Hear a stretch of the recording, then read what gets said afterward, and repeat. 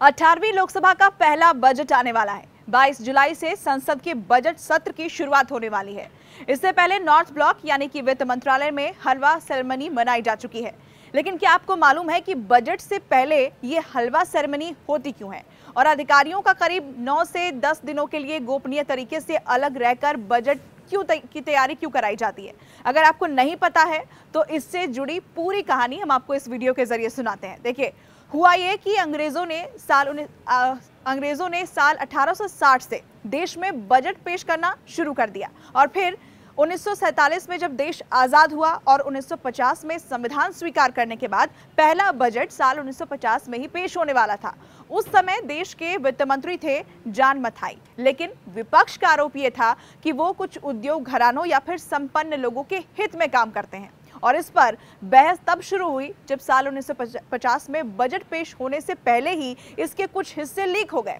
तब वित्त मंत्री पर जोर शोर से देश के संपन्न लोगों के हितों में काम करने का आरोप लगा। मथाई इस तरह फंस गए कि उन्हें बजट लीक की वजह से इस्तीफा देना पड़ा। इसके बाद बजट की छपाई राष्ट्रपति भवन की प्रेस से हटाकर मिंटो रोड पर स्थित सरकारी प्रेस में कर दी गई।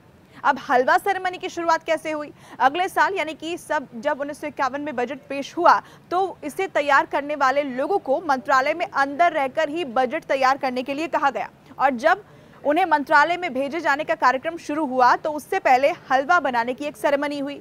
फिर अफसर बजट तैयार करने के लिए बिल्कुल 9-10 दिनों के लिए सबसे अलग हो गए और ये परंपरा तब से लेकर आज तक चल रही है, जब 9 से 10 दिनों के लिए वित्त मंत्रालय के आला अफसर और उनका सपोर्ट स्टाफ अलग रख दिया जाता है और उनकी सारी व्यवस्थाएं वहीं पर की जाती हैं।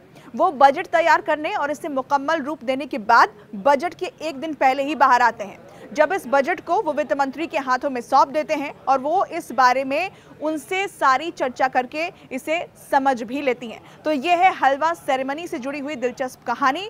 इस तरह की और कहानियों के लिए आप देखते रहिए न्यूज़ 18 इंडिया।